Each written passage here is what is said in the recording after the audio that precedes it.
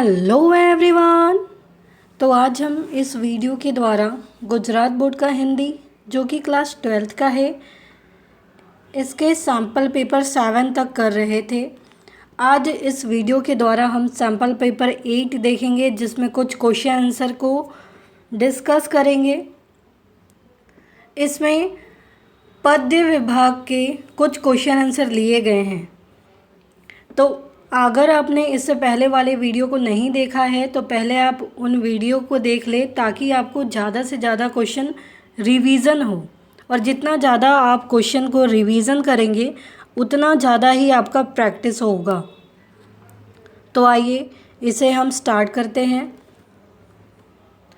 First है, निम्नलिखित प्रश्नों के उत्तर एक एक वाक्य में लिखिए। जिसका पहला क्वेश्चन है, किसके कहने पर गोपी कृष्ण का स्वांग कर रही हैं? तो किसके कहने पर जो गोपियां हैं वो कृष्ण का स्वांग कर रही हैं, जैसा जैसा कृष्ण करते हैं उसी प्रकार से कर रही हैं। तो गोपियों के कहने पर गोपी कृष्ण का स्वांग कर रही हैं। गोपियां आपस में ही बात कर रही हैं एक दूसरे से, इसीलिए गोपियों के कहने पर जो गोपी हैं वो कृष्ण का स्वांग कर रही हैं। सेकंड क्वेश्चन है, कवि रोज किसे बदलता है? तो कवि रोज अपने आप को बदलता है। थर्ड क्वेश्चन है, कृष्ण भक्ति काव्य में कृष्ण के वियोग में कौन तड़प रहा है? तो कृष्ण भक्ति जो कविता है उसमें कृष्ण के वियोग में मीराबाई तड़प रही है। नेक्स्ट क्वेश्चन है, सीपी बनकर कवि क्या करना चाहते हैं? तो ये क्वेश्चन आपका बाढ़ की संभावनाएं से ली गई हैं, जिसमें सीपी बनकर जो कवि है वो क्या करना चाहते हैं? तो सीपी बनकर कवि अपने अंदर बूंदें लाना चाहते हैं। और ये बूंदें क्यों लाना चाहते हैं वो? ताकि वे बूंदें मोती बनकर नदी के किनारे चमके। इस रीजन से वो सीपी बनना चाहते हैं। नेक्स्ट क्वेश्चन है, निम्नलिखित प्रश्नों में किन्हीं 3 के उत्तर 2-3 वाक्यों में लिखिए। इसमें किन्हीं 3 का लिखना है, लेकिन हम लोग सारे क्वेश्चन आंसर को डिस्कस करेंगे, क्योंकि कौन सा क्वेश्चन आएगा ये हमें भी नहीं पता है।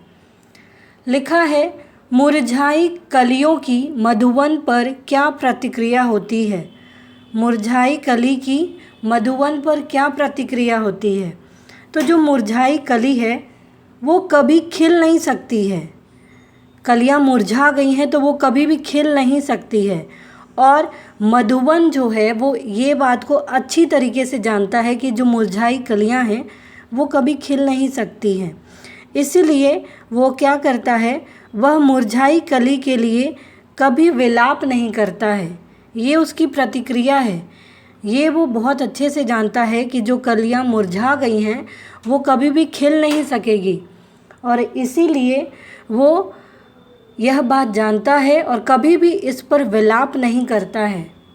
नेक्स्ट क्वेश्चन है, गोपियां कृष्ण की बांसुरी को अपने अधरों पर क्यों नहीं रखना चाहती? अपने होठों पर क्यों नहीं रखना चाहती? तो जो गोपियां हैं वो क्या मानती हैं कि कृष्ण जो है पूरे तरीके से बांसुरी के बस में हो गए हैं। बांसुरी ने पूरी तरीके से कृष्ण को मोह लिया है, और वे अब गोपियों को नहीं चाहते। अब गोपियों के बदले वो बांसुरी को ही चाहते हैं। और इस कारण से वे क्या करते हैं कि कृष्ण की बांसुरी को गोपियां जो हैं वो अपनी सौतन समझती हैं, क्योंकि वो हमेशा कृष्ण के पास में ही रहती है।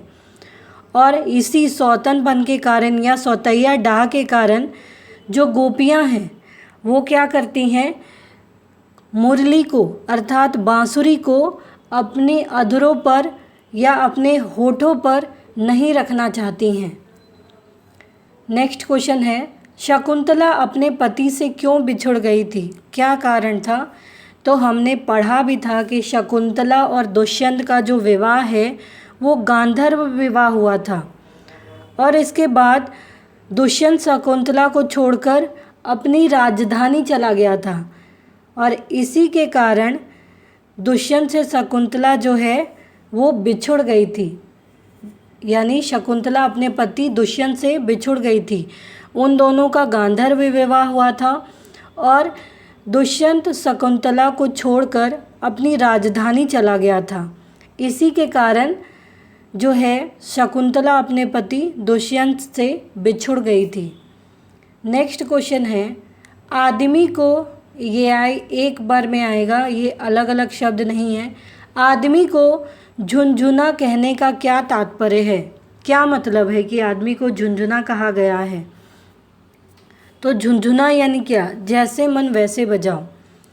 तो किसी व्यक्ति की राय को अगर आप महत्व नहीं देते हैं या उसे अपनी बात कहने का मौका नहीं देते हैं और ज़बरदस्ती उस पर अपना निर्णय थोपते हैं और उसे अपने ढंग से आप उसका उपयोग करते हैं, तो उसे हम झुनझुना बनाना कहते हैं।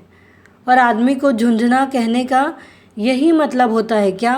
कि अपने हिसाब से चलाना, उसे अपनी बात कहने का मौका नहीं देना, ज़बरदस्ती अपना जो निर्णय है वो उस पर थोपना और उसे अपनी बात कहने का मौका ही नहीं देना, इसे हम झुनझुना कहते हैं और झुनझुने से यही तात्पर्य है।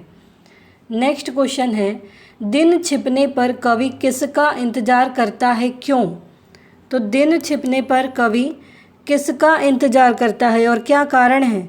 तो दिन छिपने पर कवि अपने जीवन में एक नयापन चाहता है और इसी नएपन के आने का इंतज़ार करता है, इसलिए कि कवि को अपना जीवन एक मशीनीकृत लगने लगा या यांत्रिक लगने लगा है कि रोज़ सुबह उठो, घर से दफ्तर और दफ्तर से घर, यही एक जीवन हो गया है।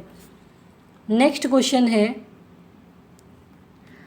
निम्नलिखित प्रश्नों में से किसी एक का उत्तर 7-8 वाक्यों में लिखना है। जिसका पहला क्वेश्चन है, बाढ़ की संभावनाएं गज़ल का केंद्रीय भाव लिखिए। इसमें हर एक कविता जो आपकी दी गई है उसको अच्छे से पढ़ लेना है ताकि जो आपको बहुत अच्छे से आए, उन दोनों में से कोई एक आपको इसमें लिखना है। तो बाढ़ की संभावनाएं जो कविता है उसका केंद्रीय भाव क्या है? इस गज़ल के माध्यम से कवि ने हमें क्या बताया है, ये हमें बताना है। तो कवि ने हमें बताया है कि देश की जो जनता में चारों तरफ उदासी का माहौल है, सब उदास है। जो लोग हैं वो ज़रूरतमंदों को सरकारी सहायता नहीं मिल पाती है। जो ज़रूरतमंद लोग हैं, जिनको ज़रूरत है, उनको किसी प्रकार से कोई सहायता नहीं मिल पाती है। और लोगों में जन विरोधी नीतियों और योजनाओं का विरोध करने का साहस नहीं है। लोगों में जो नियम है, जिस प्रकार की विधियाँ चल रही है, नीतियाँ चल रही है, जो योजनाएं चल रही हैं, उसके अगेंस्ट में, उसके विरोध में कहने की हिम्मत नहीं है, साहस नहीं है। जिनमें कुछ कर गुजरने की इच्छा है, उन्हें उसका मौका नहीं दिया जाता। जो लोग कर सकते हैं, आगे बढ़ सकते हैं, गलत चीज़ों के लिए आवाज़ उठा सकते हैं, उन्हें आगे बढ़ने का मौका ही नहीं दिया जाता। और लोगों को वैभव के सपने, पैसे के सपने दिखाकर बहलाया जाता है। गरीबों को क्या किया जाता है? गरीबों को खिलौना समझकर जैसा मन चाहे उसका उपयोग किया जाता है। तो यही एक केंद्रीय भाव यानी कि सामाजिक और राजनीतिक यथार्थ का चित्रण किया गया है बाढ़ की संभावनाएं में, कि लोगों पर किस प्रकार से लोगों को कहने का मौका नहीं दिया जाता है। जो ज़रूरतमंद है उनको सरकारी सहायता नहीं मिल पाती है। लोग नीतियों के खिलाफ, योजनाओं के खिलाफ विरोध नहीं कर पाते, इतना साहस नहीं है उनमें। या जो लोग कुछ करना भी चाहते हैं उनको उनका मौका ही नहीं दिया जाता है और पैसे के सपने दिखलाकर बस उनको बहलाया जाता है। नेक्स्ट क्वेश्चन है, होरी खेलत है गिरधारी पद का भावार्थ लिखिए। होरी खेलत, होली खेल रहे हैं गिरधारी अर्थात कृष्ण। तो किस प्रकार से होली खेल रहे हैं ये हमें वर्णन करना है।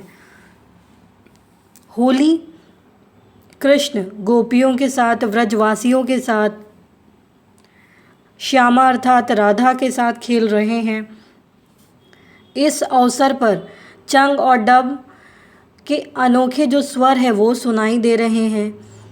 यहाँ ब्रज की जो युवा नारियाँ हैं और कृष्ण के प्राणों से प्यारी जो राधा है वो होली खेल रहे हैं। कृष्ण क्या कर रहे हैं, इस अवसर पर सब पर अपने हाथों से चंदन और केसर छिड़क रहे हैं।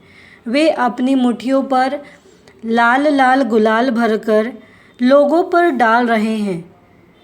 कृष्ण जो है वो तालियां बजा बना कर किस राग में, धमार राग में गीत गा रहे हैं और इसी प्रकार वो ब्रज की नारियों के साथ फाग खेलने, होली खेलने का आनंद उठा रहे हैं। और पूरे ब्रज में एक गर्द अर्थात धूल उड़ रही है, किसकी, गुलाल की, क्योंकि जहाँ भी होली खेला जाता है वहाँ गुलाल की धूल उड़ती है।